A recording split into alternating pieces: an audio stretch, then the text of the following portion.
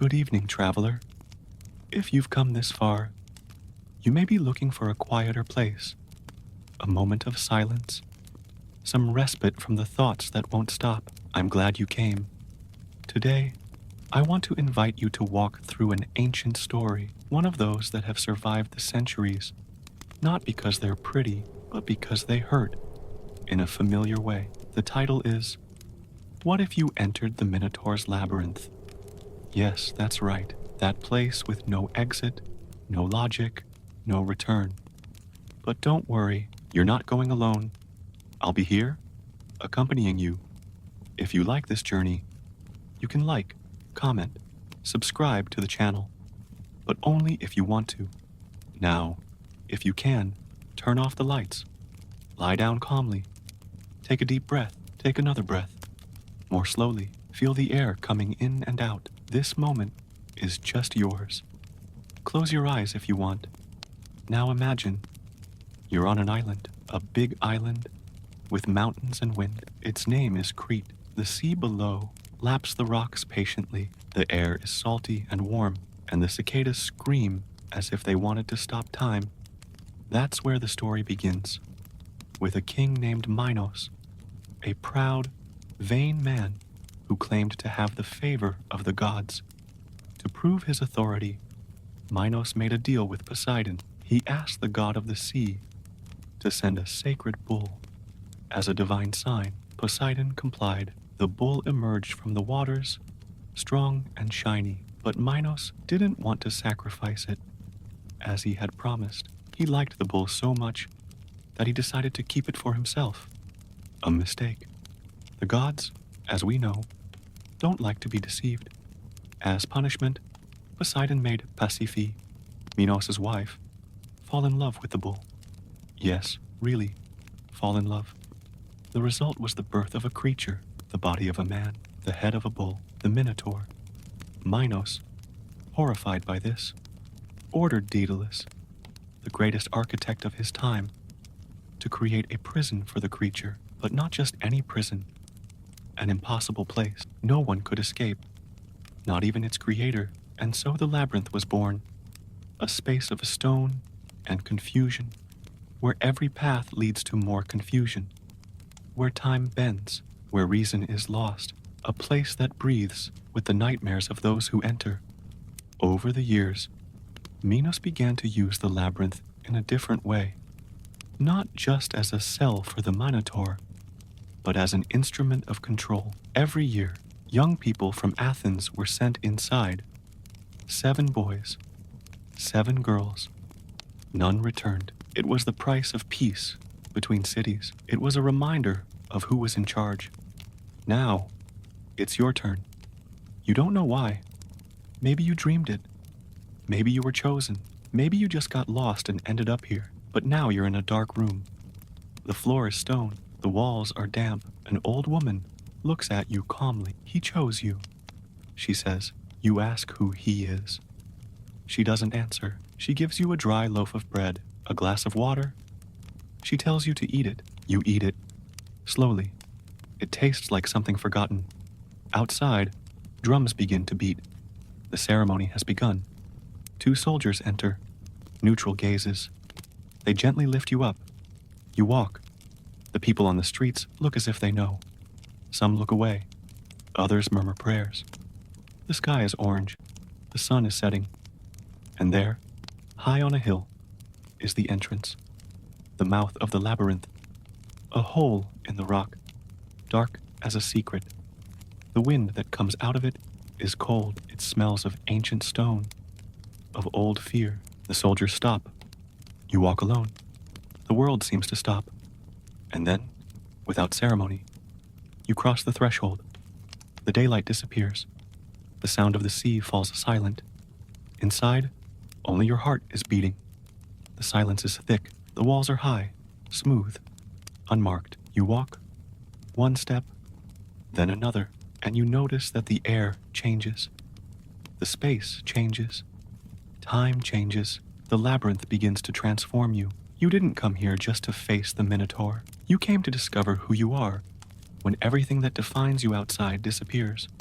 The name, the past, promises, all of that is outside. Inside, it's just you and the path. You breathe. The air is thick, almost alive. The walls seem to watch. Maybe the labyrinth is listening to you. Maybe it remembers all those who came before and all those who never left. But now, it is with you, and you are with it. And the journey is just beginning. To understand what you are facing here, you need to go back a little. Back to the beginning of everything. Before you. Before the labyrinth itself. Back to the time when Crete was the center of everything. When ships left this port with riches, and the name of Minos was feared and respected. King Minos was not just a man. He saw himself as a chosen one, a son of the gods. And like every man who believes himself to be more than he is, he wanted proof that no one could dispute. And so, he asked Poseidon, the god of the sea, to send him a sacred bull, an animal that would show everyone that the heavens were on his side. Poseidon complied.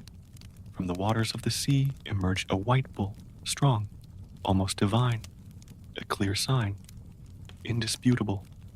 But Minos, instead of sacrificing the animal, as promised, decided to keep it for himself. He found it too beautiful, too valuable. And here begins the mistake that would echo for generations. The gods, of course, did not like it, and as punishment, Poseidon touched Queen Pasiphae's heart with an impossible desire, a monstrous love, a passion for the bull itself, a curse disguised as an impulse.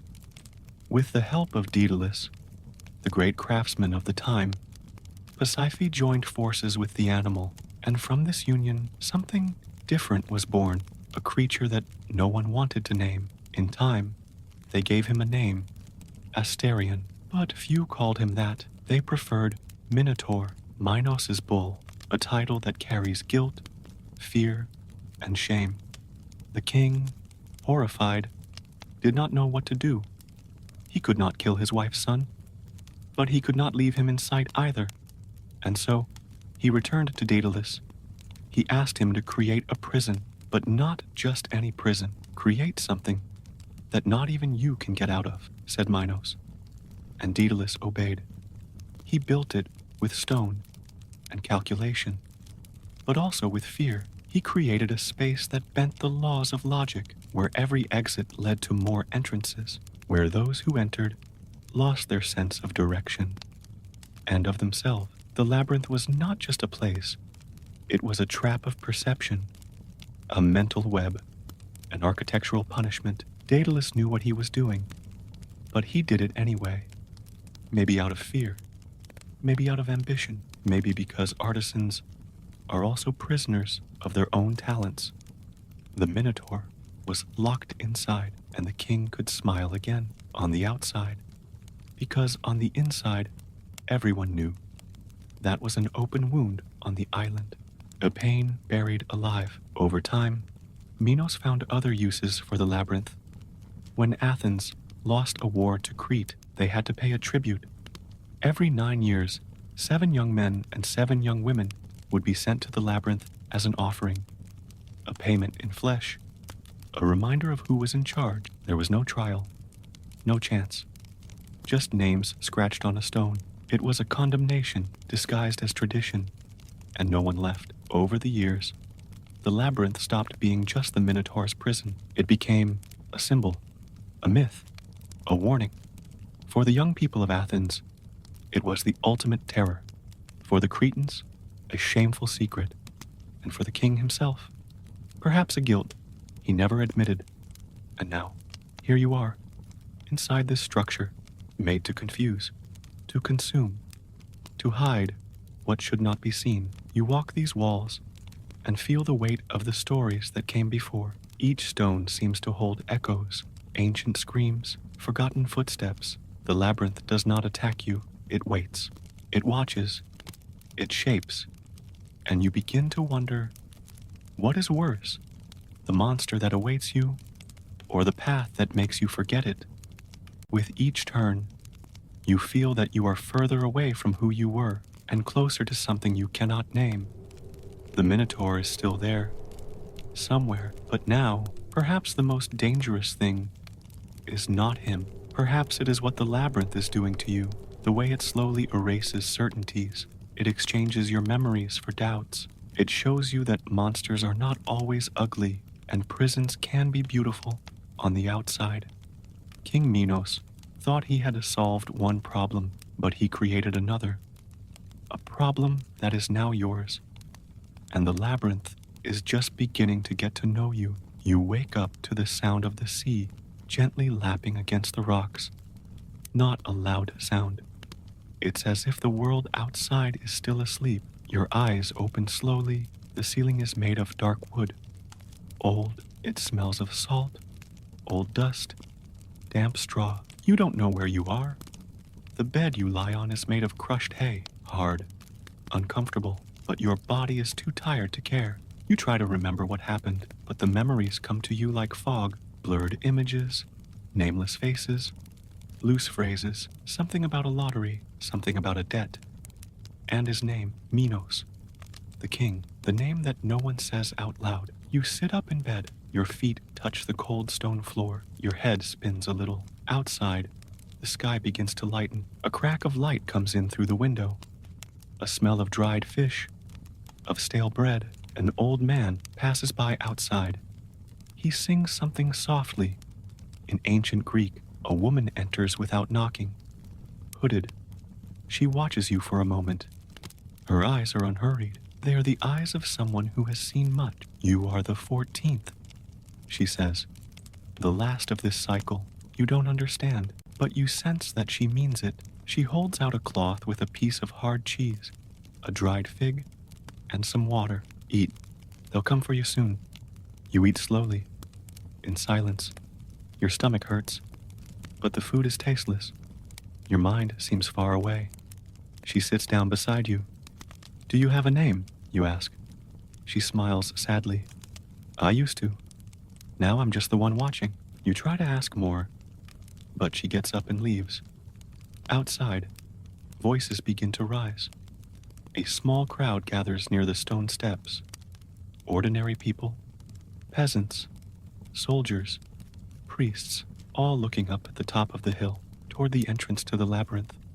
The drums begin, low, rhythmic, like heartbeats.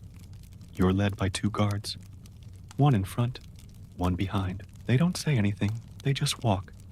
You walk along narrow streets with high white walls cracked by time. Children peer through windows. Old men whisper prayers.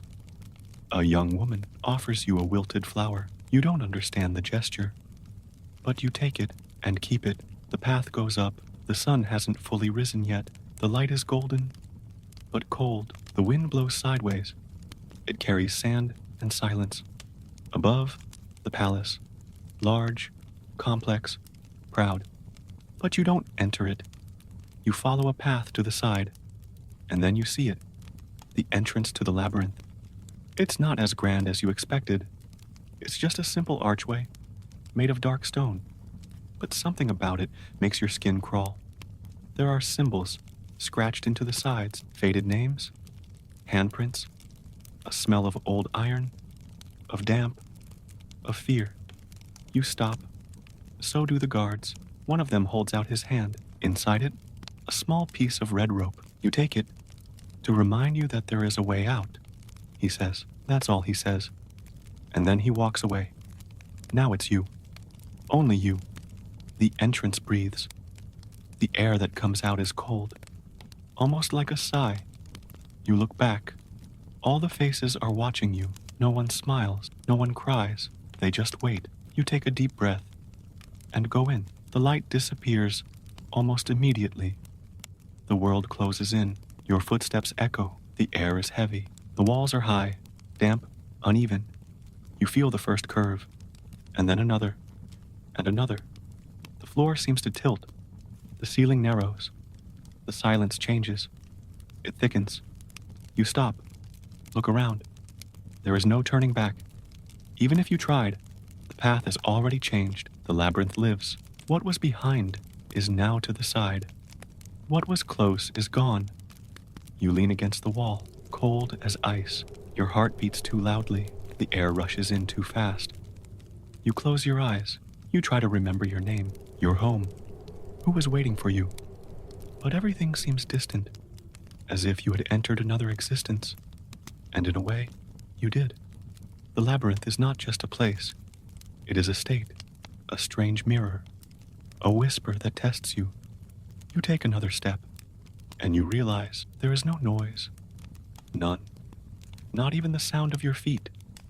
The place absorbs you, as if to say, you are mine now, and you understand you are alone, but never truly alone. There is something there, waiting, watching, and you haven't even begun to understand what that means. You walk, slowly, not because you want to, but because your body asks for it, as if the steps knew that there is no rush when walking towards a destination.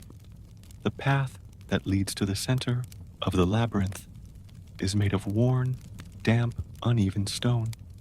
You feel every bump on your feet, and the sound of his footsteps returns in soft echoes, echoes that sound more like voices than sounds. The ceiling is lower now. Sometimes it almost touches your head. At other times, it opens up like a cave, but always irregular, as if someone built this whole thing out of anger or despair. The air is changing. It gets colder, thicker.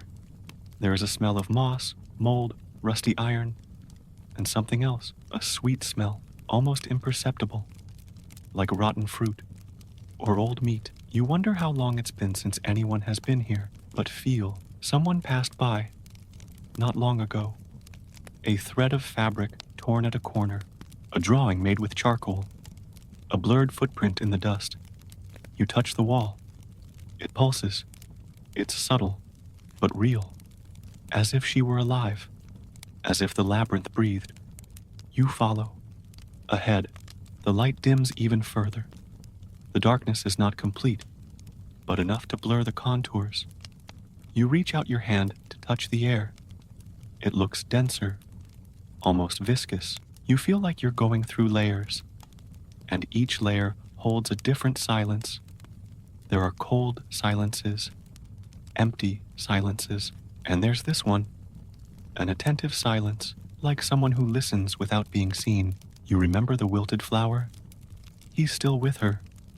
Touch the dry petals. It anchors you, even without reason. Maybe because it was the last thing that was given to you kindly. The path takes a sharp turn, and another, and then it splits. 3 passages, all identical, no marks, no sounds, no smell. You stop. Close your eyes, listening. Nothing, just your heart. And then, a memory. The red rope, still in hand. You hold on tight, and choose. It doesn't matter which one. None of them look better. The labyrinth chooses for you. You just walk. The ground here changes. It's made of dirt. You slip a little, lean on the walls, and it continues. A distant sound. Drip. Dripping water. Rhythmic. Like a count. You come closer. Find a crack. Water runs out of it. Dirty. Red? No. But for a moment, it looks like blood. You don't drink. Just watch. And it continues. Further ahead, a whisper. You stop. Wait. Nothing. Just silence. But now it has another texture. It's denser. You feel like someone is right behind you. But he doesn't turn around. If I turn around, maybe I'll see it. And maybe fear will win. So you just walk. Corridors narrow. The ceiling lowers even further. You crouch down. He crawls for a short distance, come out the other side. And you come across something unexpected. A candle. On top of a rock. Next to it, a bowl of dried fruit and a piece of fabric. Someone was here. Recently. You touch the candle. Warm. You smell the fruits. Old, but not broken. The cloth has embroidery. A letter? A symbol? Does not recognize. But you feel something. A vibration. A call? Or a warning. You don't touch anything. Just watch. Then continue. The path is now straighter. For a while, you start to relax a little, thinking. It reminds me of home, of people, of what he left behind. But the more you try to remember, the more you escape, as if the labyrinth pulled at memories, making everything a distant past. You walk a little further, and then you hear footsteps. Clear, slow, strong, not yours, from someone else. You stop. The steps too. You breathe. Wait. The steps return. 1, 2, 3. And they're gone. You scream. Is anyone there? Nothing. Just the echo of your own voice. But even that echo seems strange, as if he had come back. Different. You follow. Now faster. The heart races. The air gets thinner. The ceiling goes up. The walls widen. You enter a larger chamber. In the center, a statue. From a man. With open arms. Calm face. But the eyes. Empty. There are inscriptions on the base. Words you don't understand, but feel. Something about choice. Something about sacrifice. You wonder if this statue represents Daedalus or other. You don't know, but you feel like you were put there for a reason. And the reason is still in front of you. The statue is left behind. You follow. The chamber closes in on a narrow corridor. The walls seem to get closer. The sound of your footsteps changes. Before they echoed, now they disappear as soon as they touch the air. The silence is strange. It's not just the absence of sound, it's a physical sensation. As if you were underwater. Each breath sounds muffled. Your heart beats too loudly. As if it wanted to warn you of something. You try to listen, but there's nothing to hear. No dripping, no wind, not even your own footsteps. Nothing. The silence consumes everything. The light fades. The darkness is not total, but it already hides the contours. You touch the wall, cold, damp. You breathe through your mouth. The smell of the place is dense. Old stone, wood that is slowly rotting. A faint touch of something burned. You wonder if it's the smell of candles or of the past. You walk a little further. Each curve is identical to the last. The labyrinth seems circular, but you know you're moving forward, or you believe it is.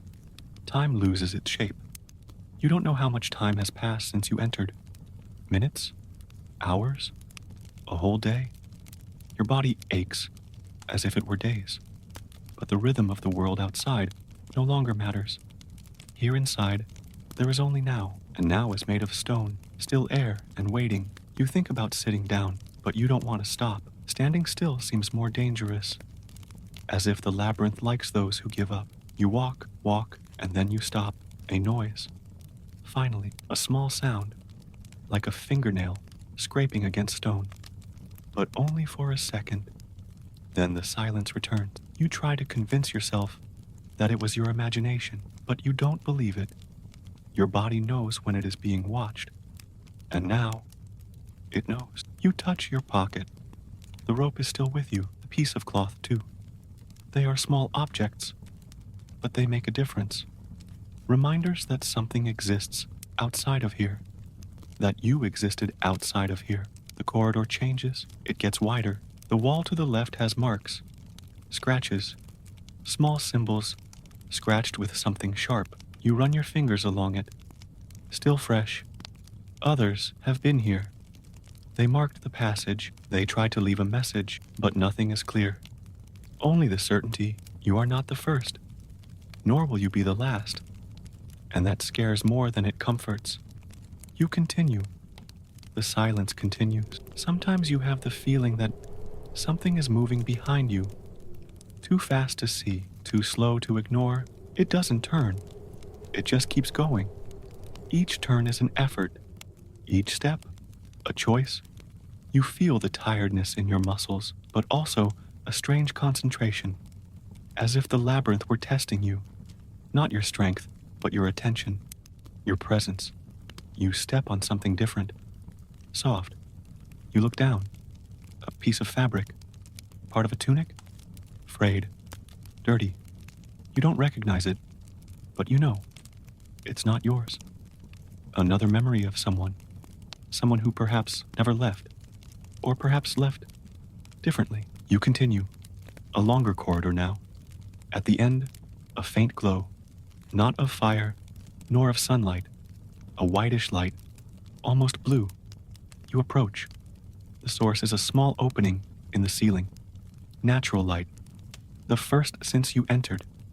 You stop beneath it. Feel the faint warmth. The light touches your face. For a moment, you breathe better, but you soon realize it is only a brief relief. The light does not reach the ground. It does not show the way. It only reminds you that there is a world out there. You look up, see the sky, dark blue. Maybe it is still day, or already night. Hard to know. The light reminds you that there is time, but it does not tell you how much has passed. You close your eyes, just for a moment. The light on your face, the silence around you, and you feel something has changed. When you open your eyes, there is no more light. The opening is gone, or it has closed, or it never existed. You do not know, but now it is darker, deeper, and the silence thicker. You start walking again, without knowing where to, without knowing if you are closer or further away. The labyrinth does not respond. It only observes, waits, shapes, and you continue without knowing if you are still the one who entered, or if you have already become part of it. You've been walking for a long time, or maybe not. The labyrinth distorts the notion of duration. What matters is that you feel. Your body is lighter, your mind still tired but clearer. The voices are gone, but the silence that remains carries traces of them, as if they've left traces in the air. You turn a corner, another, and then you stop. There's someone there, a figure sitting on a rock. His face is covered in shadow, but you feel it. The presence is old, familiar. In a strange way, the man looks up. He smiles sideways. "Ah," he says, "another lost one?" You hesitate. "Who are you?" The man doesn't answer right away. He picks up a small bone knife. He carves something into a piece of wood. Slowly, carefully. "I've been called many things," he says, "but if you want, call me Daedalus." You stop. Daedalus, the architect, the creator of this place. You study his face. Old, yes, but his eyes are young. His hand is steady. There is sadness in his eyes, but also irony. He points to the ceiling. "All of this, I drew it." His voice is low, almost a lament. "I did what they asked me to do, and then they did it to me." You come closer. You sit in front of him. "Are you still here?" He laughs. A short, dry laugh. "I never left." "But what about the wings?" you ask. "You and Icarus, the escape." He stops carving. His gaze hardens. "The escape had a price." Silence. "Icarus paid his. I'll pay mine." You think of the stories you've heard, the image of your son falling, swallowed by his own flight. "Why did you create the labyrinth?" you ask. He looks at you, unhurriedly. "Because I knew how, and because I had no choice." He points to a stone, a carved symbol. "This drawing, it's the pattern of the labyrinth. It looks disorganized, but it's not. Everything has a function." You observe. The figure reminds you of a snail, a path that returns inward. "The labyrinth wasn't made just to trap the Minotaur," he says. "It was made to test those who enter." "Test what?" "Yourself." He sighs, looks at his hand. "The problem is, no one asked me if I wanted to." You think of the hooded woman, the young men sent to die, the creature trapped inside. Do you regret it? The question is out before you know it. Daedalus doesn't answer right away. Then he says, "I regret accepting, but I also regret what I refused afterward." He puts away the knife. The carved wood is shaped like a bird. "Do you think you can get out?" he asks. You hesitate. "I want to try." He stands. He walks with difficulty, as if his body carries too much weight. The labyrinth changes. Always. But it also repeats. The paths change. The choices don't. You follow his gaze. A new corridor has opened up. It wasn't there before. Daedalus smiles. You're not alone. Even when you think you are. He starts to walk away. Wait, you say. Are you real? He doesn't answer. He just waves his hand and disappears around the bend. You run after him, but the hallway is empty. Just stones and more silence. You lean against the wall, close your eyes, Daedalus. Maybe it was just a hallucination, maybe part of the labyrinth, but the words stayed, and now you move on. With a different perspective, the labyrinth is not an enemy, nor an ally. It is a mirror, and each bend reflects who you are, or who you try to hide. You walk, calmly, and for the first time, you feel ready to hear what comes next. You walk, the figure of Daedalus still pulses in your memory. Maybe he was there, maybe not, but the words remain. The walls around you seem closer, the light is lower, the silence is older, but now there is something else in the air. Something that calls you, not with sound, but with presence. You feel it before you see it, an invisible weight, as if you were entering a place that holds stories, stories that are not yours. Yet, you turn a corner, the hallway opens slightly, the light reveals marks on the floor, many footsteps, bare feet, old marks, others new. You are not the first. You already knew that, but seeing it is different. The confirmation hurts. In front of you, something leaning against the wall, a piece of fabric, dirty, crumpled. You approach it, a handkerchief, embroidered with a name you don't recognize. You hold it, smell it. It smells of dust, of time, and something else.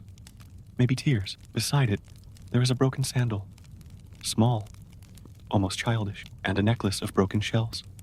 Everything seems so intimate, so out of place, as if someone had stopped there, sat, cried, and then left, or disappeared.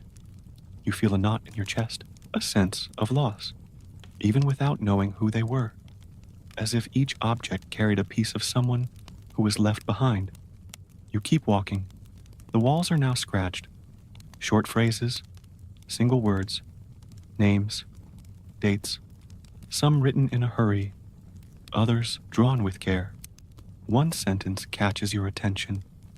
I'm still looking for the way out, but maybe the way out doesn't exist. The writing is thin, shaky. You run your fingers over it. The stone is cold, but what you feel is warmth, raw emotion. A little further on, more objects, a leather bracelet, a torn rag doll, a metal ring, all positioned with intention, as if they were left there with the hope of returning, or as a farewell. You understand, with a tightness in your chest, this is not just a labyrinth, it's a memorial. Every corner holds a trace, an attempt, a memory. You walk slowly, with more respect. The silence is full now, not empty.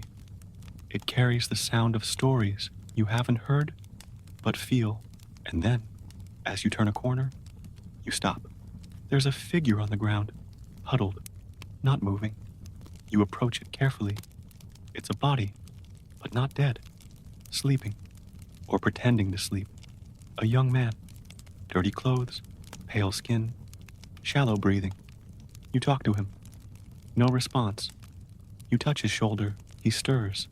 Startled, he looks at you like a wounded animal, his eyes wide, full of fear. You say you don't want to hurt him. He doesn't answer. He just shakes his head. Then he points to the hallway behind him. There are things there, he says, his voice low. Things that scream. You ask his name. He hesitates. I forgot, he says. I only remember the smell of the house. The sentence cuts deep. You sit down next to him. You stay silent. Time passes without measure. After a while, he falls asleep again. You don't wake him. You keep walking. Now, with another weight on your chest, you understand. The labyrinth doesn't kill everyone. It just erases some. Leaves them alive, but empty. And maybe that's worse. A hallway ahead has broken mirrors on the walls. You see yourself in them, but the image is strange. The reflection is delayed or distorted, as if it shows a different version of you. Older? More tired? You stare at the reflection. It blinks, but you don't blink. You move away. You don't look anymore, and you keep going. On the floor, there's a doll hanging from a wire, with scratched eyes, as if asking you not to see. You feel a shiver, the feeling that the memories here have form, and strength, and weight. But you can't stop. You walk, and in the distance, you hear a sound, a familiar voice, yours. It says something you never said, or said and forgot. The labyrinth doesn't forget. It keeps. And now, it shows you. You continue. Each step seems slower, as if the ground has become denser. The walls now glisten faintly with moisture. The stone is covered in moss in places. The air has changed. It's warmer, more charged, and there's a sound. Not voices, not wind, a dragging sound, rhythmic, like something heavy being pulled across the floor. You stop. The sound stops. You walk. The sound returns. It's not your echo. It's something else. More alive. More present. You feel it. You're no longer alone. Something is close. And it's not the Minotaur. You move forward carefully. The corridor narrows. A curve ahead.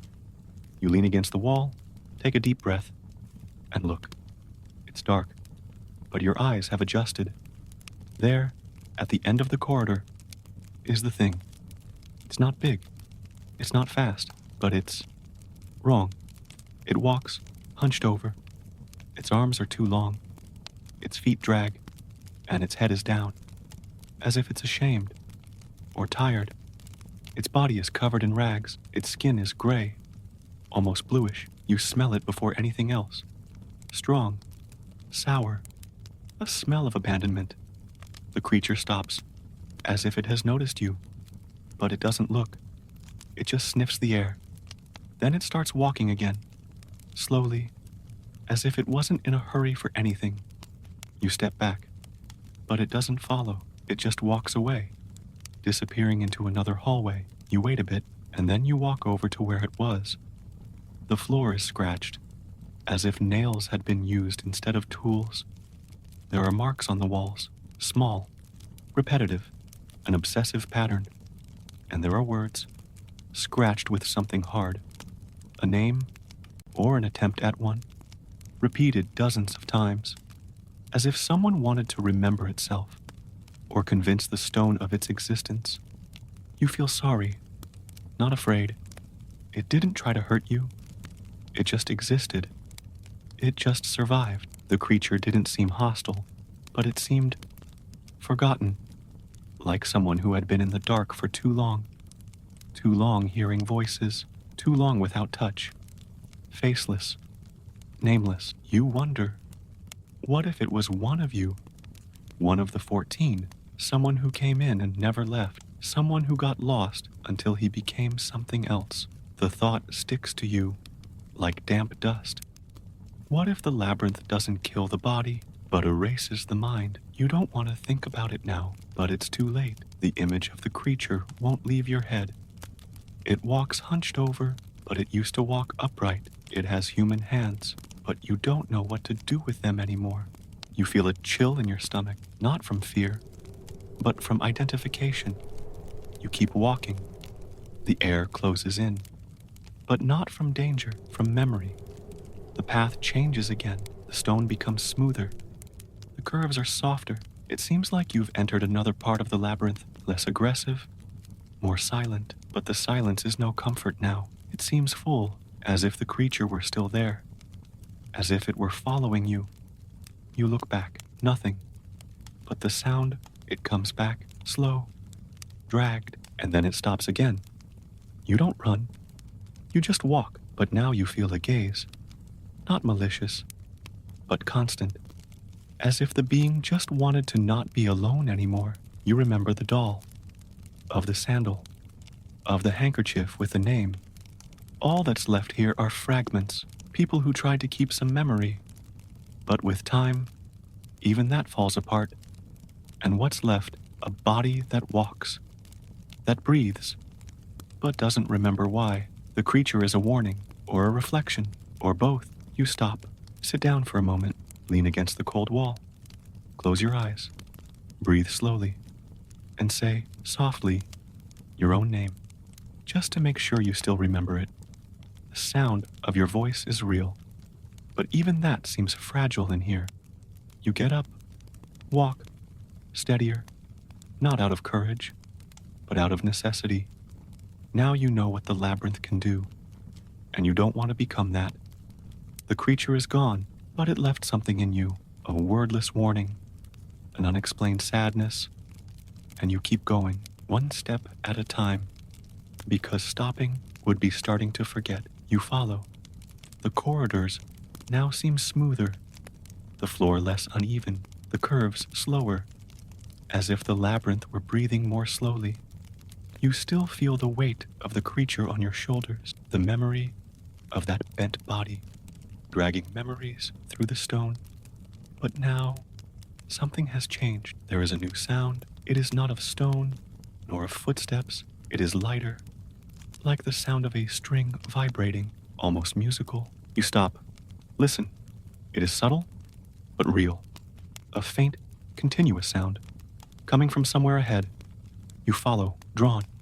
The sound increases slightly, as if it is being pulled along with you. And then, you feel it. Something on your wrist. A light touch, like a thread. Invisible, but present. You do not see it, but you know it is there. Like when someone holds your hand in the dark, you feel it. A light tug, gentle, constant. It does not force. It does not command. It only guides. And then the voice comes, not through your ears, but from within. A female voice, clear, firm, but delicate. It says, trust. That is all. But it is enough.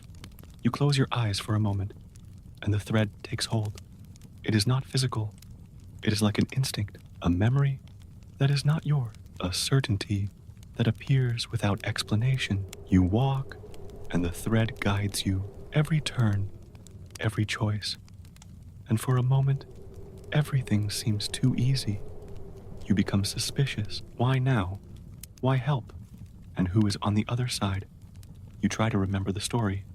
Ariadne, daughter of Minos, sister of the Minotaur, the one who helped Theseus, gave him a thread so that he would return. But why? Out of compassion? Out of love? Or out of guilt? The stories vary, but the idea remains. She saw the monster. She saw the man, and tried to save one of them, maybe both. You feel that this thread is hers, not an object, an intention, a gesture that crosses time, and now it reaches you. You ask yourself, is she still here, or has she become part of the labyrinth itself? You say in a low voice, do you hear me? And the answer comes as a sensation. Yes, she hears. You continue. The thread guides you through passages you wouldn't have chosen, some too dark, others too narrow, but you follow and trust. And something curious happens. The anxiety diminishes. The body relaxes. The labyrinth seems less threatening, still mysterious, still vast, but less hostile, as if the thread were a language it understands. A tacit agreement, a permission. At a certain point, you feel like stopping. The thread doesn't stop you, but it stays there, light, present. You sit for a moment, lean against the wall, look at your hands, at your feet, at the remains of dust on your knees. You are exhausted, but you are whole. Ariadne's presence is constant, as if someone were breathing beside you, without a body, without a face, just presence. You ask in your mind, why do you help me? And the answer doesn't come in words, but in a memory. A sunny courtyard, two brothers playing, a boy with sad eyes, a girl smiling, then darkness and silence. And she says, I couldn't save him, but I can save you. You understand. Ariadne carries an old pain, a weight that remains. The thread is not just a guide. It is atonement, an apology, an act of reparation. You stand up, you give thanks, in silence, and you move on. The thread vibrates slightly, as if it were smiling, as if it were saying, it will work out, one step at a time. And you walk, knowing that you are being guided, but without ceasing to feel each choice as yours. And for a moment, the labyrinth seems to listen, and it does not oppose. You keep walking, the thread is still with you, invisible, but clear as an intention. Each step feels right. The curves don't scare you, the forks don't confuse you. You follow, but little by little, a question begins to emerge. Not as a fright, but as a thought that matures. Are you following the thread, or are you being led? And is there a difference? You stop. The thread vibrates gently, as if to say, follow. But you don't move. For the first time, you ask yourself, what if you don't want to go? The silence around you doesn't respond. The labyrinth doesn't move. The thread doesn't tighten. It just waits, as if it knew this question would come. And then you realize the thread never gave the order. It just indicated. You had the impression that you were being guided, but the whole time you were choosing, because you could have let go. You could have turned around. You could have stayed still, but you didn't. You followed because you wanted to, and now it weighs. Because if the choice was always yours, so is the responsibility. You walk a little more, your mind spinning. The thread leads you down a narrow staircase. The walls change texture. The stone gives way to something more polished, too smooth, and cold. You touch it. It feels like marble, but dark, almost black. The floor glistens faintly. The lighting comes from small dots on the ceiling. You can't see the sources, but the hallway is lit up with a soft, bluish light, almost sad. The thread is still there, but now it seems quieter, as if it were waiting for you to think. And you think, remember when you came in here. Remember the hooded woman, her eyes, the dry bread. Remember the first curve, the smell of the place. Everything seemed decided, as if you had been thrown into a script that had already been written. But now, it feels more like a dialogue. You and the labyrinth. You and Ariadne. You and yourself. You begin to see that the thread is not just a line. It is a mirror. It does not show the right path. It only amplifies what you feel. When you are calm, it guides you lightly. When you doubt, it hesitates. When you give in, it grows stronger, as if it were an extension of your will or your trust. You stop again. Look around. There are no windows. There is no wind. Just the blue light. Just the silence. Just the thread. You close your eyes. You ask yourself, what do I want? Not a dramatic question, just an honest one. And the answer is not clear, but an image appears. An open door, light outside, a field, the sound of someone calling, a name, maybe yours. You feel like seeing it, getting out, but not at any cost, not as an escape, as an understanding. You want to get out, understanding why you came in. You want to come back with something, even if you don't know what. You open your eyes, and you realize the thread is firmer, as if it had heard, as if it approved. You walk, the corridor begins to climb. The light changes from blue to gold, not warm, but more alive, as if it were dawning inside the stone. The floor remains smooth, your steps are light, and your mind, for a moment, is silent. You feel that you are closer, not to the center, not to the exit, but to yourself. The thread continues, but now you don't depend on it. You choose to walk with it, and that changes everything. You look at your hand, you close it, you open it. The life is still there, The control is still there, and the wire just goes along. As it should, you go up. Your soft footsteps echo softly against the polished floor. The golden light continues for a while, then slowly fades. The corridor narrows. The stone changes again. It becomes rough again, cracked, cold. The air changes too, not just in temperature, in smell. You stop. You close your eyes. You breathe in slowly, and you feel it. It's a smell unlike anything you've smelled so far. Dense, strong, loaded with something animal, but also human. A smell of wet leather, damp earth, old wood. There's something sweet. Not sweet like fruit, sweet like dried blood. You feel your whole body react. Something inside you recognizes that smell and fears. You don't need to see. You already know. The Minotaur is close. You keep walking. Slower. Your senses alert. Each step, a choice. The thread is still there. Light. But it seems to hesitate too. As if it senses that now there is no easy path. You turn a corner. The smell grows. As if you were inside it. There is heat in the air. The space opens up. A room. Big. Empty. The ceiling is high. The walls are covered in scratched symbols. Circles. Horns. Names. Drawings of broken bodies. The floor is uneven stone. Dark stains are scattered about. You don't want to know what they are. The air pulses. You hear something? A low sound. It's not a voice or breathing. It's a presence. And you know it's here. You can't see it, but you feel it. It's somewhere in the dark corner of the room, watching, waiting. You take a step. The sound changes. A scratching sound in the back of the room. You stop. Your eyes try to adjust, but they can't. There are too many shadows. You say, weakly, I'm here. No answer. Just a low grunt. Long. As if something huge is slowly waking up. Your chest tightens. Not from physical fear, but from anticipation. You don't know what you're going to find, and yet, you're going. The smell is almost unbearable now, ingrained in your clothes, on your skin. A smell of something too alive, but also of pain. You realize the smell is not of fury.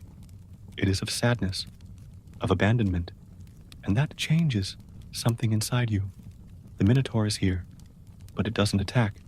It just watches. It waits. You take another step. A short scream. Not a threat. A sound of lamentation. As if the creature's throat no longer remembers how to speak. You say, I didn't come to kill you, and the silence responds. Dense. Tense. But without hate. You feel the thread vibrate as if it were trying to warn you, but it doesn't stop you. Because now, it's your choice. You approach the center of the room, and then, from the depths of the shadows, something moves, slow, huge. The eyes first. They shine like coal. Then, the silhouette. Broad shoulders, curved horns, the head lowered, the body covered in sparse hair, scars, heavy muscles, and the gaze, empty, not of malice, of time, of oblivion. You see the Minotaur, and it sees you, but it doesn't move. It breathes heavily, like an animal, tired of being hunted. You don't feel like fighting. You just want to understand. He growls again, a sound that seems to ask, speak, but what to say? You sit down. That's all.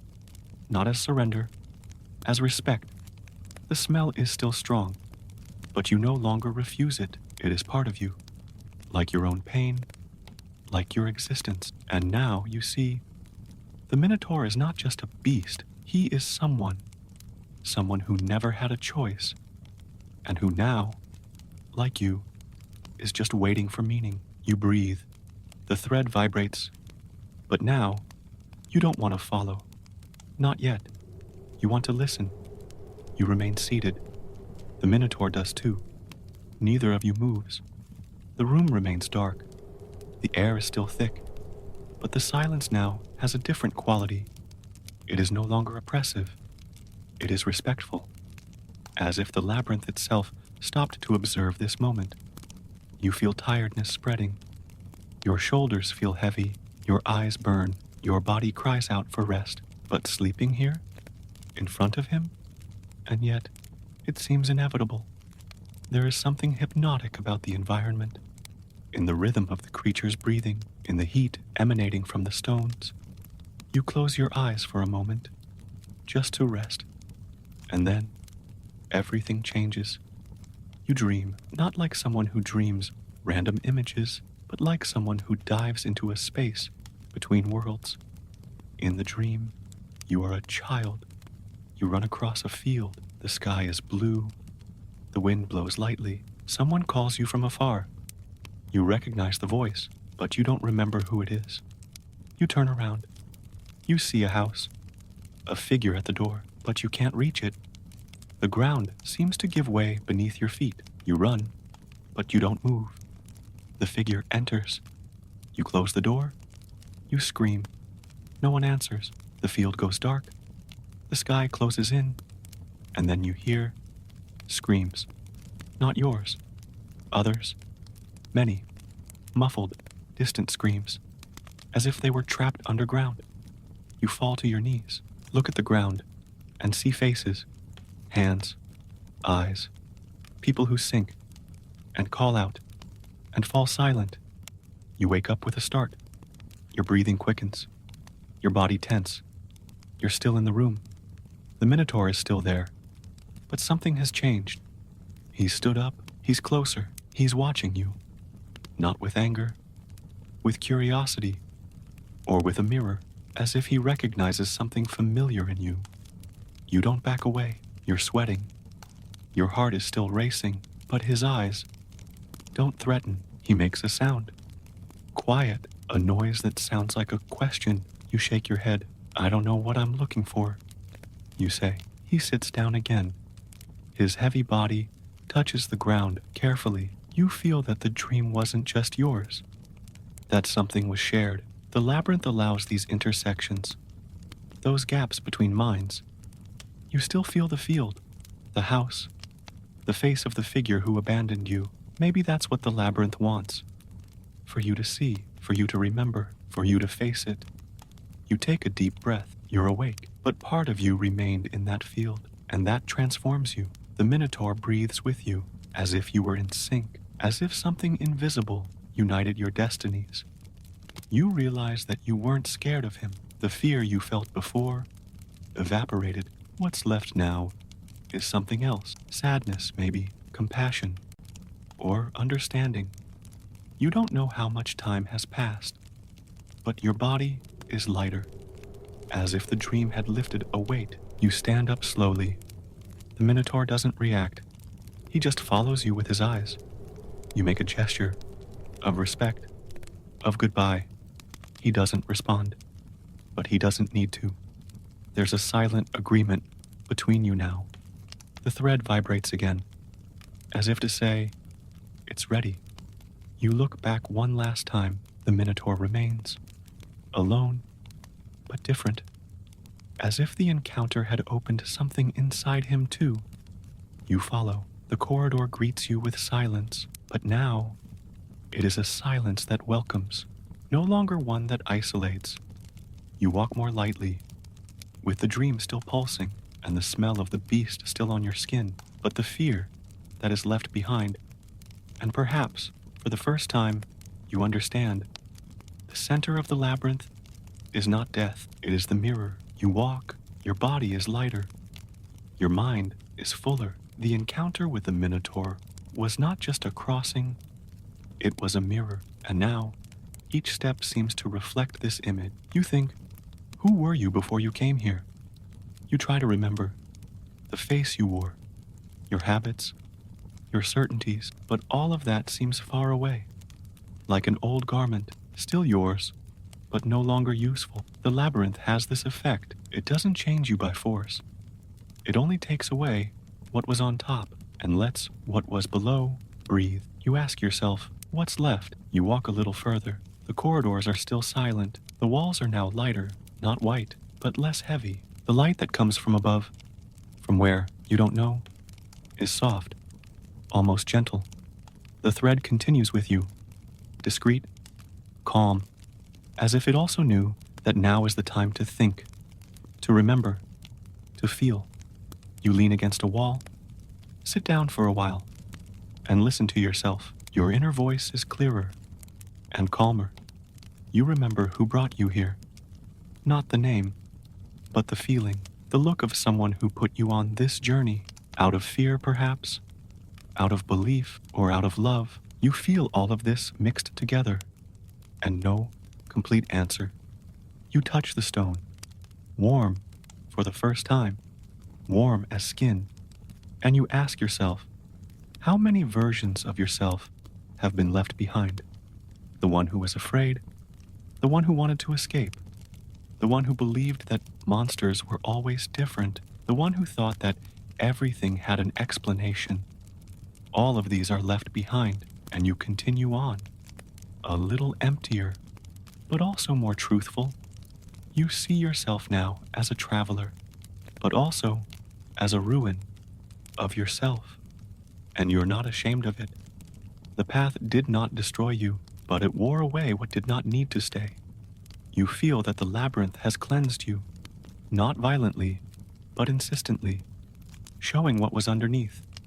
Now, the thread vibrates slightly, like a reminder. You stand up, you walk slowly, and you think, do everyone here inside go through this? Did the Minotaur go through it too? And did he get lost before becoming a beast? You do not know, but you believe so, because recognizing yourself within a creature is what makes you human. You continue. The corridors now have marks, not from fighting, nor from rushing. Soft marks, as if fingers had passed there for many years, as if others, like you, had walked, touching the walls, searching for meaning. You do the same, and you understand this is what remains when everything fades away. The desire to leave a trail, a memory, a touch. Even if no one sees it, even if the labyrinth fades away later, you find a small loose stone on the ground. You roll it in your fingers. Then you write on the wall, just one word, your name, the one you almost forgot, but that now seems more real, more solid, as if it had been won back. You smile, a short smile, not of joy, but of presence. You are here, still, despite everything, and that is enough. You walk further. The light changes again, a warmer tone, like the end of the afternoon. The ground is drier, the air is less heavy. You feel you are getting closer to something, not the exit, but of an understanding. And perhaps they are the same thing. You take a deep breath. Your chest fills, not with fear, but with space. For the first time, you feel no urgency, no escape, just the will to continue, as if each step said, this is it, this is how it is. And the labyrinth, silent, seems to agree. The air stops, not really, but something in it changes.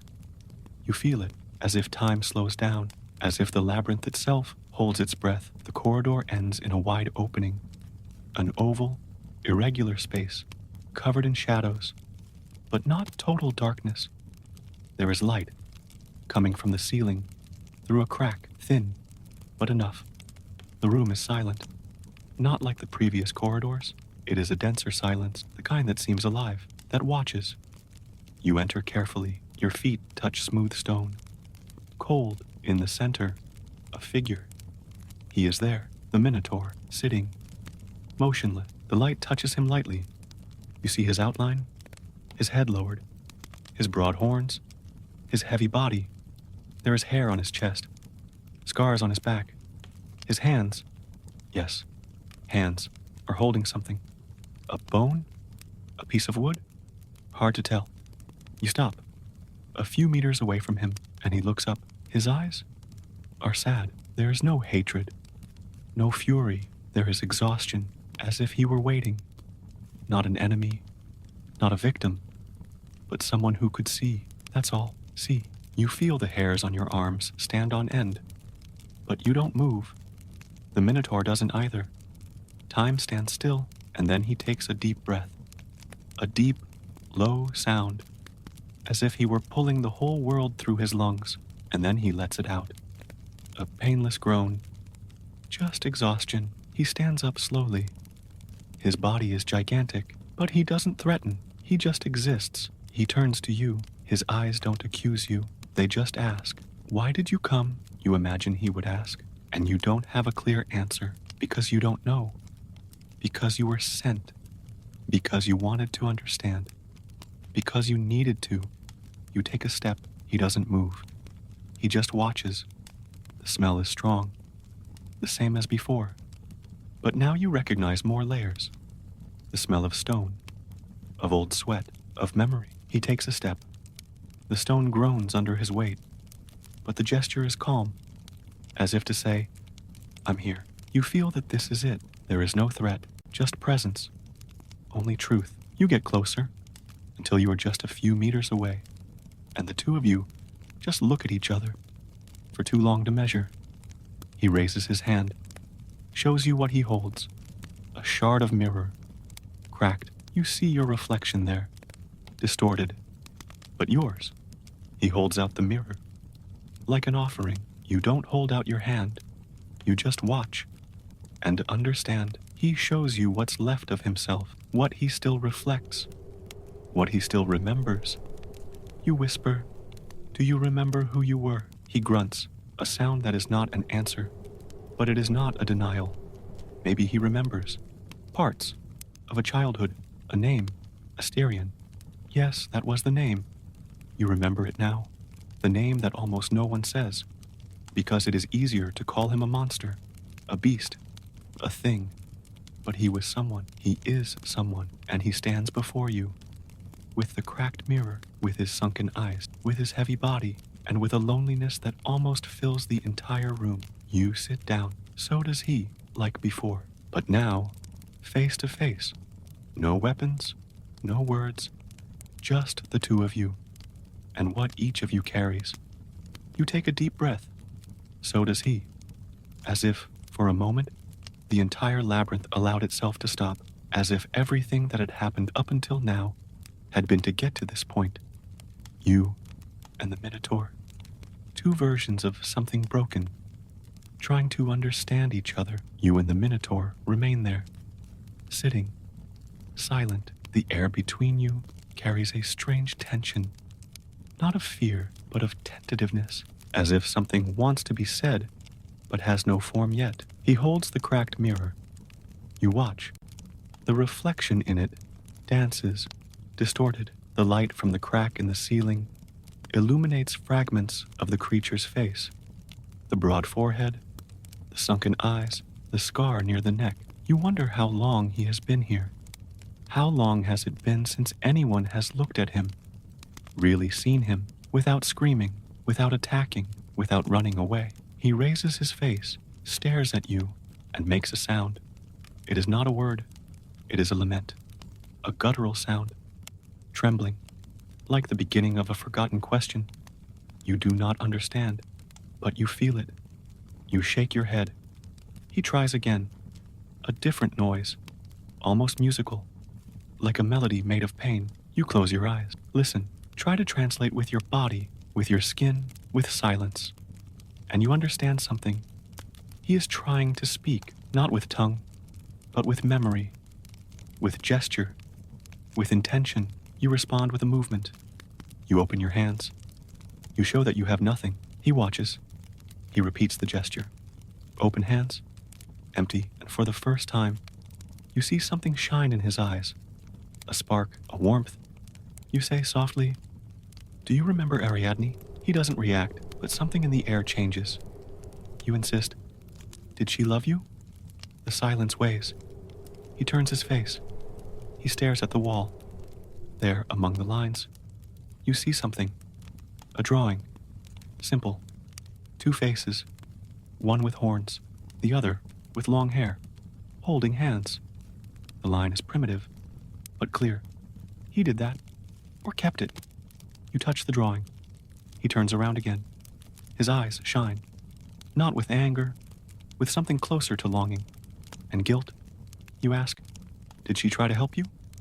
He grunts, a short sound like a wounded yes. You imagine Ariadne, small, hidden, watching her brother behind bars, trying to find something human in that immense figure, and finding it, but no one else saw. No one wanted to see.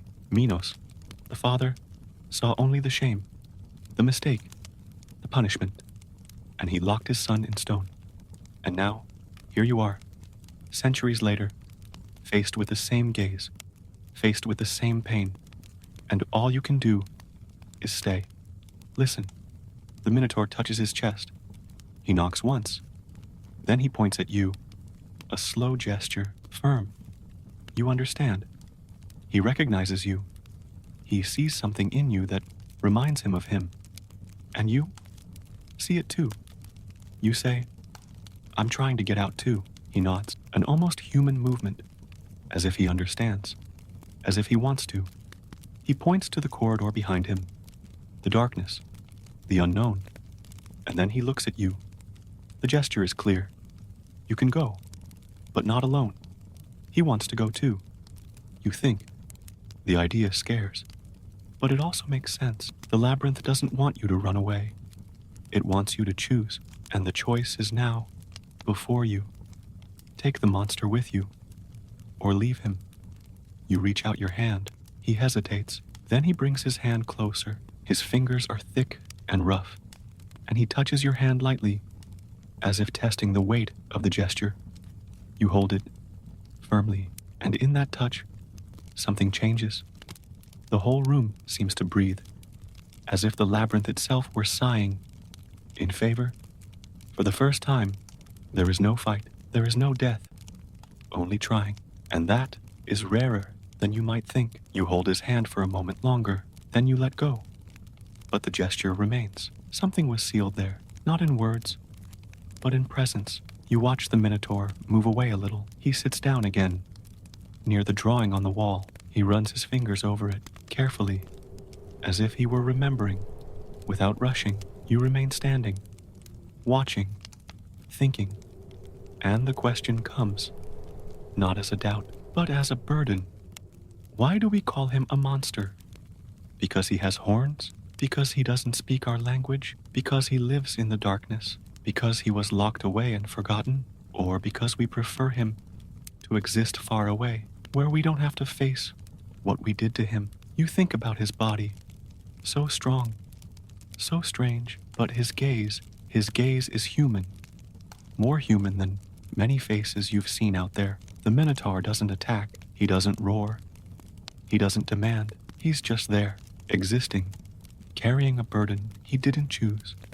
And you begin to see, the monster isn't him, it's what they did to him, the abandonment, the fear, the condemnation. And this is not just him. How many times have you been called something you were not? How many times have parts of yourself been hidden because they were too strange? How many times have you been asked to be quiet, to lower your eyes, to accept the darkness as your home? The labyrinth keeps these versions. It hides them here, in its corridors, in the scratched walls, in the echoes that whisper while you sleep. You understand now. The Minotaur is a collective memory, a reflection of everything we try to bury, and that, even buried, remains alive. It walks in the corners of the mind. It crawls in the silences. It waits to be seen, not to be destroyed, but to be accepted. You look at it, and it looks back at you, and there is a silent agreement there. Neither is it just a beast, nor are you just a hero. You are more complex. You are a mixture. You are error and trial. You are fear and affection. You are, deep down, similar. And maybe that is why it let you live. Because it saw something in you that it recognized. A fragment of abandonment. An echo of exclusion. The labyrinth, then, is not just a prison. It is a distorted mirror. And now, you see yourself there. Between the lines on the wall, in the silence of the other, in the gestures that were not made, and in the solitude that no one recognized. You touch your own chest. You feel your heart beating. You remember when you forgot who you were, when your voice disappeared, when you thought about not continuing, and you realize everyone carries a Minotaur, a forgotten part, a part that screams in the dark. And all it asks for is to be looked at, not judged, not exiled, just seen. You take a deep breath. The thread on your wrist vibrates, as if it understood the change, as if it knew that now you are ready to move on, not to escape, but to carry on. Carry with you what you saw, what you touched, what you felt. The Minotaur will not leave with you in body, but in memory, in gesture, in care, in choice. You take a step back. He remains there, motionless, but something inside you knows he is at peace for the first time in a long time. And that's enough. You turn to leave, but before you can take the first step, you hear a different sound, a soft movement, like stones rolling. You look back. The Minotaur stands up slowly. He approaches. His eyes are still calm. He doesn't grunt. He doesn't point. He just walks to a part of the wall. And then, with quiet strength, he moves a large stone. Behind it, a hole, a narrow tunnel, dark, but not like the others. This tunnel has something different, a lighter air, a wind that comes from outside. You feel it. This is the way, the exit. And he's showing it to you. The Minotaur offers you a route, an end, a freedom. But there's a gesture before. He lifts the cracked mirror. He places it between you and the tunnel, like a last question. You understand. He doesn't just want to free you. He wants to know if you're ready to leave with this, with what you've seen, with what you've learned. The mirror still reflects, but what you see now is different. No longer the tired, dirty, frightened face. You see someone transformed, marked but whole. You look into his eyes and ask softly, "If I leave, will you stay?" The Minotaur doesn't respond with a sound, but the silence is clear. Yes, he stays. Someone needs it. Someone must keep it. You feel the weight of the offer. It's not just a way out. It's a pact. If you leave now, you take the burden with you, the memory, his image, and more than that, you take the pain of not being able to take it away. The proposal is simple, but hard. You can go, but you will remember. You will carry it. You will dream about it. With his eyes, with the corridors, with the smell of wet stone, with the silence full of voices. You hesitate, not out of fear, but out of respect, because you know that real freedom has a price. And he's showing you the price now. You take a deep breath, close your eyes, and accept. You don't speak, you just nod. The Minotaur understands and moves away, returns to the center of the room, sitting, as before, as always, as a guardian, not of the way out, but of the memory. You approach the tunnel, look inside, dark, but the wind continues, fresh, alive. The thread on your wrist vibrates one last time, as a farewell, as a blessing. You bend down, enter the tunnel, and don't look back, not out of coldness, but out of reverence. The Minotaur offered you more than a way out. He offered you truth, and now it's up to you to carry it. The tunnel is narrow, curved, the floor is dirt, the walls are raw stone, but you move forward, slowly, feeling the air change, the smell change, the weather change. You don't know how long it will last, but you know you're going out, going forward, going with what you saw, and with what was left. The offer was accepted, the price understood, and the path is now yours. The tunnel continues for a time you can't measure. Your body moves in the dark with strange confidence. There is no light, but there is direction. The wind is constant, and with it comes a subtle sound. Leaves in the distance, birds. The world outside begins to insinuate itself. You move forward, curve after curve. The thread, once present, seems to have disappeared, but it doesn't matter. Now you don't need it anymore. The path is not a mystery. It is a crossing. And you, although tired, keep going. Your body hurts. Your legs are heavy, but there is a new lightness, as if the weight you carry were different, not smaller, but more bearable. You stop for a moment, lean against the wall, take a deep breath, and listen. Silence, but not the silence of the labyrinth. This is different. A silence of transition, of in-between, as if the world itself were waiting for you to return. You touch the stone for the last time. It is warm, as if it held the memory of everyone who has passed through there and of everyone who stayed. You thank yourself in your mind, then you get up and keep going. A narrower stretch forces you to crawl. The dirt gets in between your nails. Your clothes tear a little more, but you don't care. It doesn't matter anymore. On the other side, a light, weak at first, then stronger, an opening in the ceiling. The light floods in. Sun. Yes, real sun. Your skin feels it first, then your eyes. You crawl to the exit, you climb up, and then you're outside. The light is almost violent, blinding for a few seconds, but then it embraces you. The blue sky, the sound of crickets, of leaves moving. You're in a field, a simple place, low grass, a wind that carries the scent of the sea. You get up slowly. Your body hurts, but you obey. You look around. No buildings, no roads, just nature and the clear feeling of having returned. But something tells you it's not the same place, or maybe you're not the same. You take a deep breath. The air comes in easily, clean, warm, and then you realize you're alone. No soldiers, no crowds, no drums. It's just you and the silence. But now, this silence is welcome. It's rest. You walk a little. You feel the earth beneath your feet. Each step is a reunion with the world and with your body.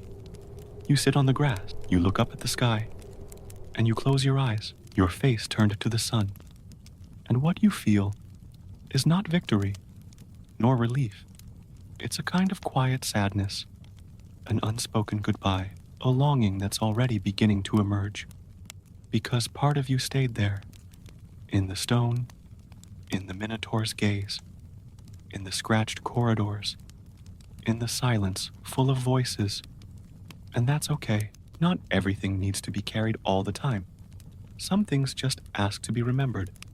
You touch your wrist. The thread is no longer there, but the mark remains a faint outline, red, as if the skin had kept the trace. You smile, a small smile, genuine, and you say, in a low voice, thank you, to the Minotaur, to Ariadne, to Daedalus, to yourself. And after a while, you stand up, look ahead, and walk, not in a hurry, not with fear, but with presence, because now the path is different, and it's yours. You walk slowly. The sun warms your back. The wind gently touches your face. The field is calm. But soon, something changes. The silence begins to fill, not with external sounds, but with presences.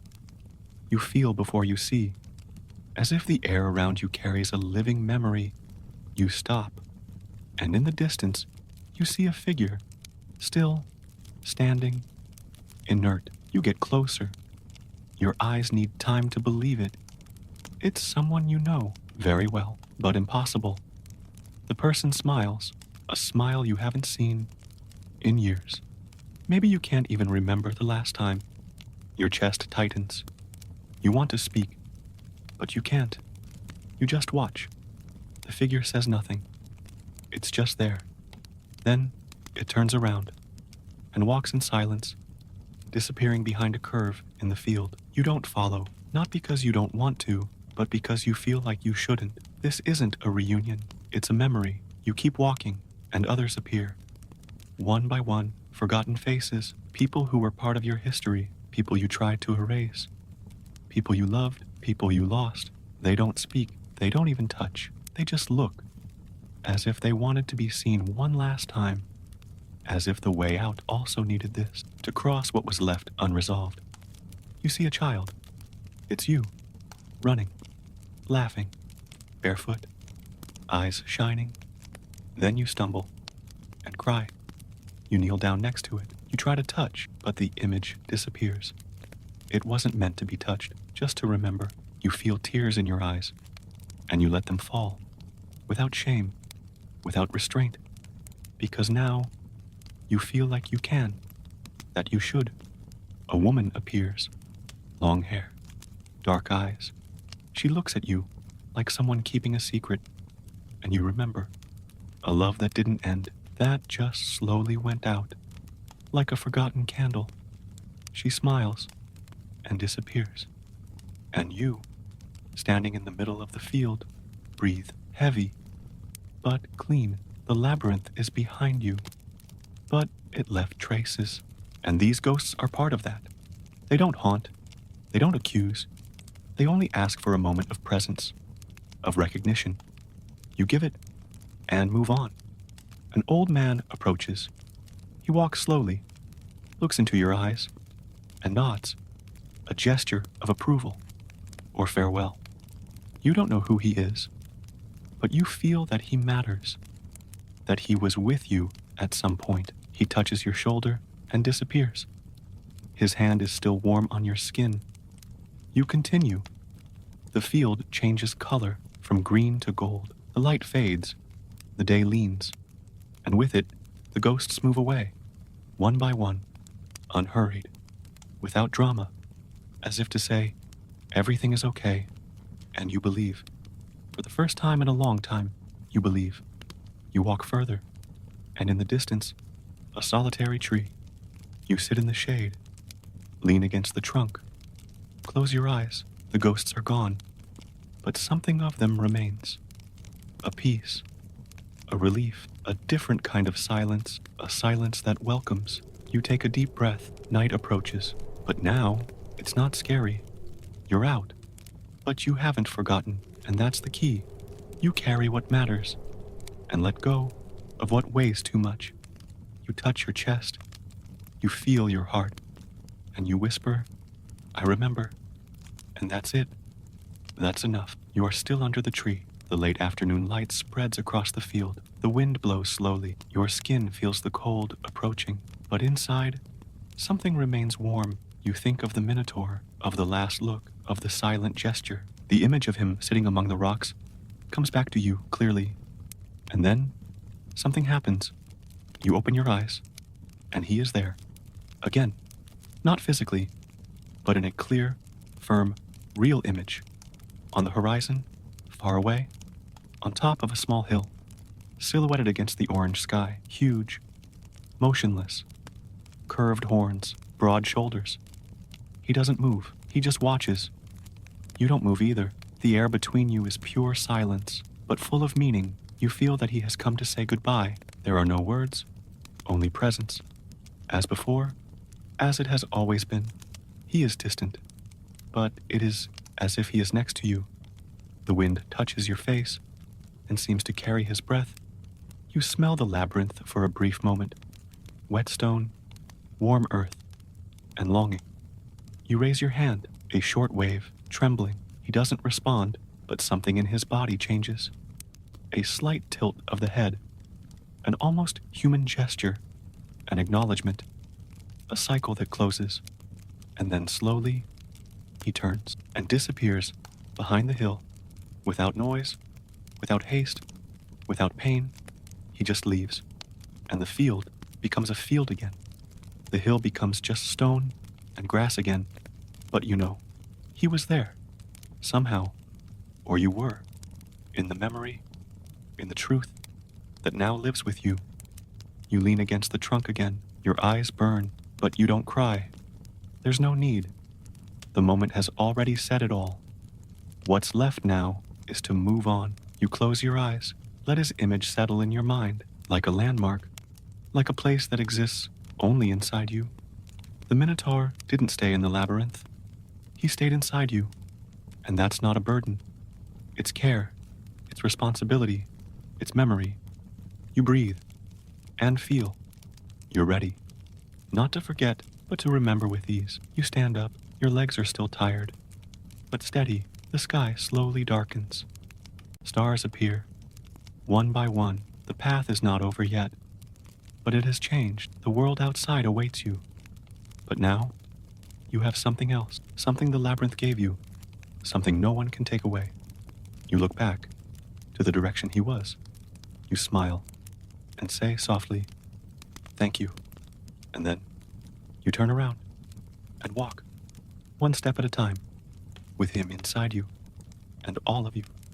You walk slowly. The field begins to open up. The grass becomes thinner, the earth firmer. In the distance, a stone road, old, worn, but clear. You recognize it, not because you've already walked it, but because it calls to you, as if it were the last line of the path, the line of the exit. Your feet touch the stones, and you feel the accumulated heat of the sun, a heat that doesn't burn, that welcomes. You look at the sky, dark blue. The stars are rising, but the horizon still holds light, a last golden beam. You keep walking. On the side of the road, low flowers, soft in color, as if the world had been designed for this moment. Everything is quiet. There are no voices, no shadows, no noises, just the road, you, and the sky that changes. The light doesn't invade, it accompanies, soft, accomplice, and then you see it, the opening, a stone arch, simple but symbolic. It's the exit. You stop in front, look back, the field, the hill, the tree. Everything seems distant now, not in space, but in time. You are no longer the person who arrived there. Your body is still the same, but something has been reconfigured. You take a deep breath, and you go through the arch. The air changes. It is fresher, wider. The sound of the world begins to emerge. A night bird, a stream, the rustling of leaves. You are outside, really outside, and everything seems clearer, more real. The colors, the smells, the sounds. The air itself tastes like a new beginning. You walk along a dirt trail, a slight incline. The sun now sets completely. Night begins. But you are not afraid. The darkness does not scare you. It only makes sense, because now you know. Everything has layers. The light, the shadow, the fear, the courage, the monster, the man. You reach a clearing.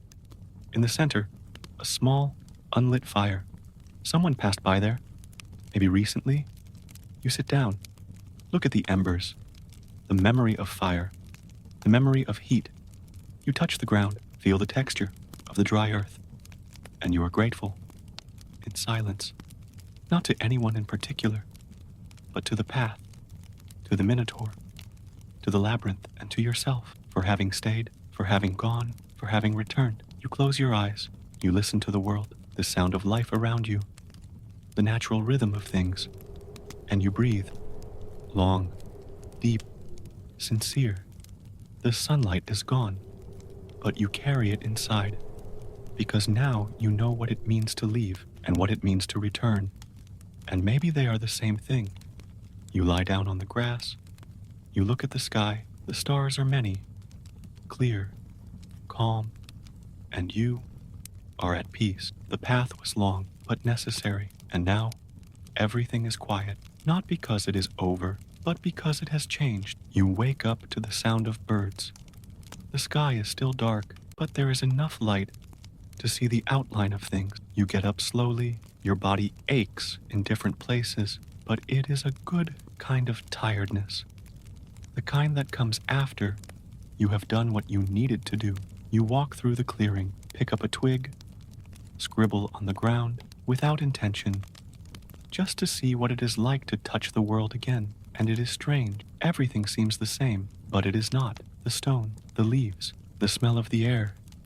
Everything carries a new clarity, as if the world had stood still while you changed, and now you find it again. You think about going back to the village, to your old life, but something inside you hesitates, as if the way back were longer than the labyrinth itself. And maybe it is, because now you carry stories, eyes, silences, And no one out there will understand.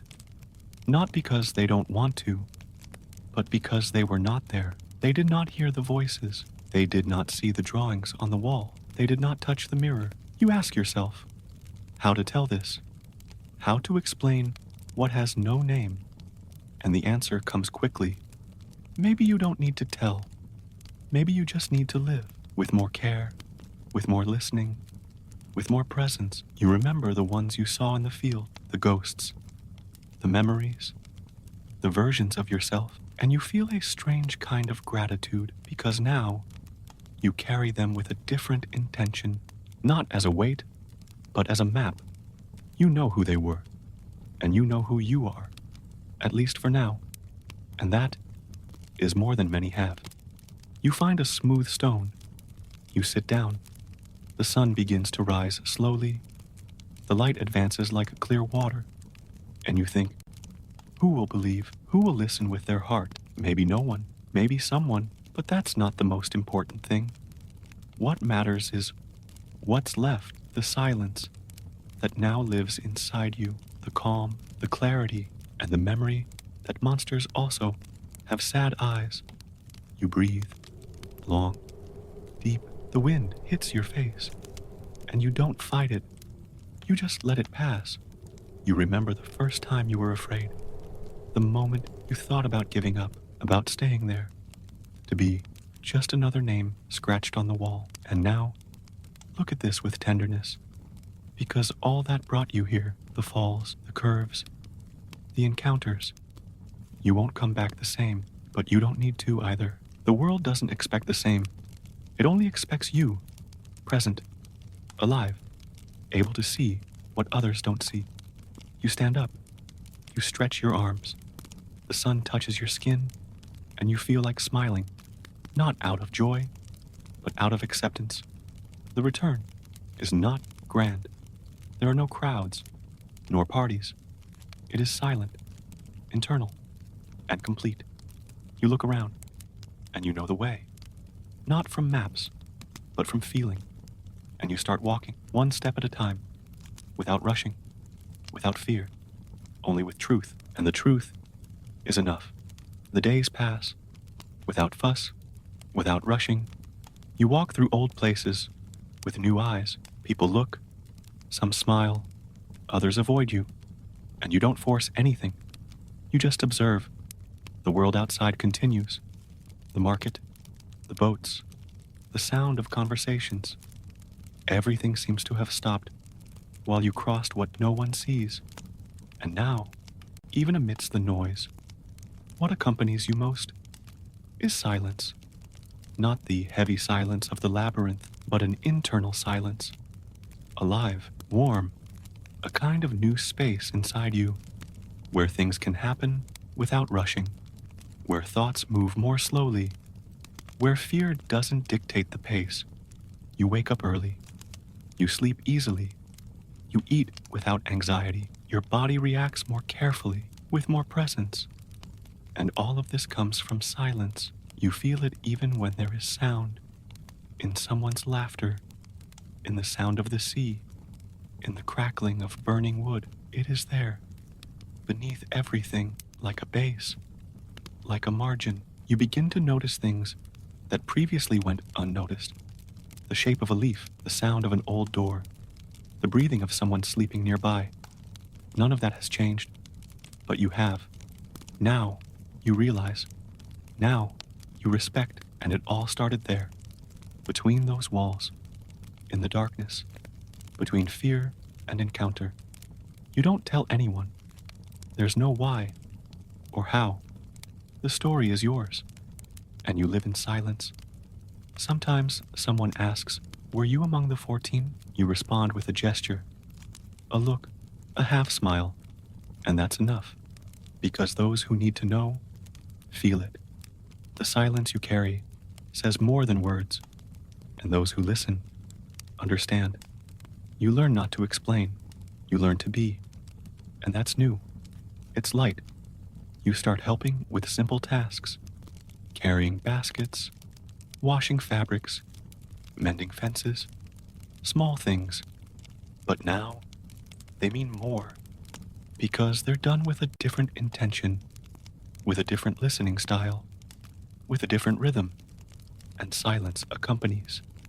In everything, you start to like walking aimlessly, stopping in places with no purpose, sitting by the river and just looking, not to think, but so as not to need it. And there, in those moments, you hear it, the echo of those who stayed, the laughter of those who passed, the breathing of the Minotaur, far away, but present, as if he lived in that silence too, as if he were part of it, and maybe he is, because the silence of the post-labyrinth is not empty. It is full of memory, of marks, of tenderness, of mourning, and of freedom. It is a space where everything that was seen can rest, without needing to be resolved, without needing to be explained, just welcomed. And that is where you live now, among people, but with one foot in that other place, the place without a name, where monsters look calmly, where mirrors show truths, where fear becomes care and silence becomes home. You wake up on one of those days when everything seems normal. The morning light comes in through the window. The smell of baking bread fills the air. The sound of distant voices fills the space. But something is different. You get up, go to the mirror, look at your face, the same as always, and yet different. The eyes are deeper. The expression is lighter. You observe yourself for a while, and then you notice, on your wrist, where the thread used to be, something remains. A mark, thin, red, almost invisible, like a scar that doesn't hurt, but reminds you. You touch it carefully. The skin doesn't react. But inside, something moves. The memory of the path, of the weight, of the Minotaur's gaze. Everything is there, engraved, not like a wound, but like a seal. You cover it with your sleeve. Then you uncover it again. The mark doesn't go away. And you understand, it won't go away. It wasn't made to go away. It's part of you now, like silence, like longing, like listening. You go for a walk. The sun shines on your face. The streets are quiet. Some children play. You pass by. Someone waves. You wave back. No one sees the mark. But some seem to feel it, as if the way you walk, the way you breathe, the way you look, says it all. A man stops you. Old Eyes, did you go there? He asks, without explaining what there is. And you answer with a short yes. No details. He smiles. He touches your hand. He sees the mark and doesn't ask anything. He just says, it will get lighter with time. And lighter. You thank him and move on. The day goes on, and the mark follows you. Sometimes it warms you. Other times, it seems to fall asleep, as if it breathes along with you, as if it has a will. It doesn't hurt, but it pulsates, like a reminder, not of danger, but of transformation. You start to notice other marks, on other people, different, but with the same silence behind it, a look that has seen too much, a gesture that doesn't need to prove anything. You feel part of something, an invisible network, made not of words, but of experiences, of crossings, of scars that became a compass. The mark of the labyrinth does not define you, but it accompanies you, like a soft shadow, like a fair memory, like a seal of those who came and went, but you never forgot. And you don't want to forget, because forgetting would also mean erasing what was seen, what was felt, what was learned. And you don't want that. You want to remember, to act more carefully, to listen more truthfully, to live with more presence. The mark vibrates again, softly, and you smile, an internal smile, of someone who carries something valuable, invisible to most, but essential to you. You go about your day. You plant. You wash. You walk. You speak little, but you say a lot, and the mark is there, firm, silent, present, as it should be. Night falls slowly. You sit outside the house. The sky is dark, dotted with stars. The wind blows lightly. The mark on your wrist cools. It almost sleeps with you. And then, without warning, a question arises. Silent. Deep. Would you go back? Your mind tries to turn away. Your body moves. But the question remains, like a seed planted in the middle of your chest. Would you go back? Knowing everything you know now, feeling everything you felt, having seen what you saw, would you have the courage to go back in? You look at the sky. You think of the Minotaur's face, the silence of the walls, the touch of the cracked mirror. You think of your own voice echoing back, different, and you think of yourself, at the center of it all. Fragile, naked, real. Would you go back? Maybe, but not in the same way. Not to survive, or to prove anything. You would go back by choice, to listen, to understand, to see what has not yet been seen. You take a deep breath. The question changes tone. It is no longer, would you go back? It's, would I come back differently? And then the answer comes. Yes, I would come back with care. I would come back with listening. I would come back with tenderness. Because now you know, the labyrinth is not punishment. It's a mirror. It's a process. It's a path. And it doesn't end when you leave. It continues. Inside. Always inside. You think about others, those who stayed, those who are still going, those who never came back. And you ask yourself, how can I help without burdening? How can I accompany without invading? How can I be there without losing myself? And you realize that this is also a way of returning, being with others in a different way, not as a savior, but as a presence. I would come back, yes, but with my eyes open and my feet on the ground. I would come back to listen and to leave again. Light, clear, whole. You smile. The question fulfilled its function. It didn't want an answer.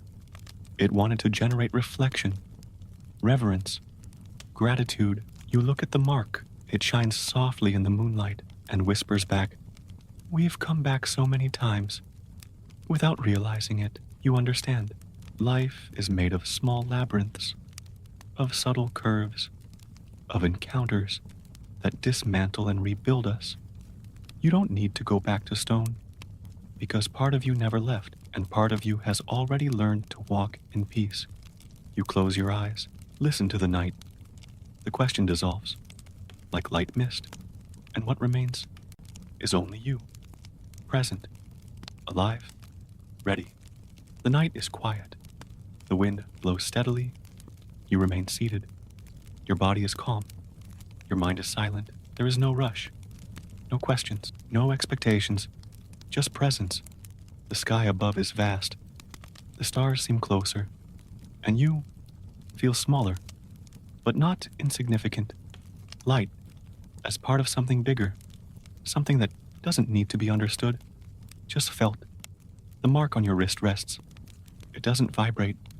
It doesn't get hot. It's just there, as part of your body, like a scar that has become skin. And everything you've experienced, up until now, begins to rest too. The steps, the speeches, the scratches on the walls, the voices, the creature, the mirror, the tunnel, the exit, everything fits together inside you, like the pages of a book that you've read carefully. And now, the book closes, not with a snap, but carefully. The story doesn't end. It just rests, because what needed to be said was. What needed to be felt was. And what needed to be carried can now rest. You lie down slowly. The grass is soft. The ground is firm. The fresh air. Your eyes turn to the sky. And your body, finally, is free.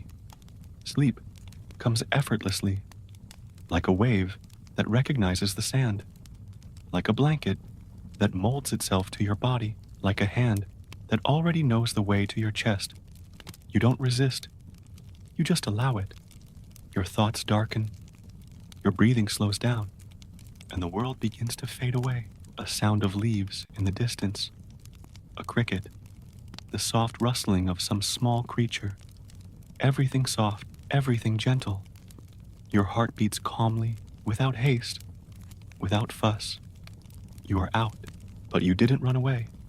You came back, whole, silent, human, and you sleep, not as an escape, but as a rest.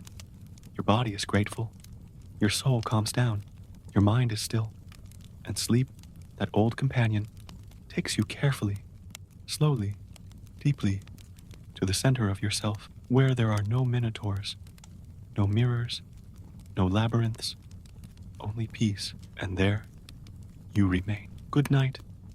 May the ancient gods keep you until the next crossing.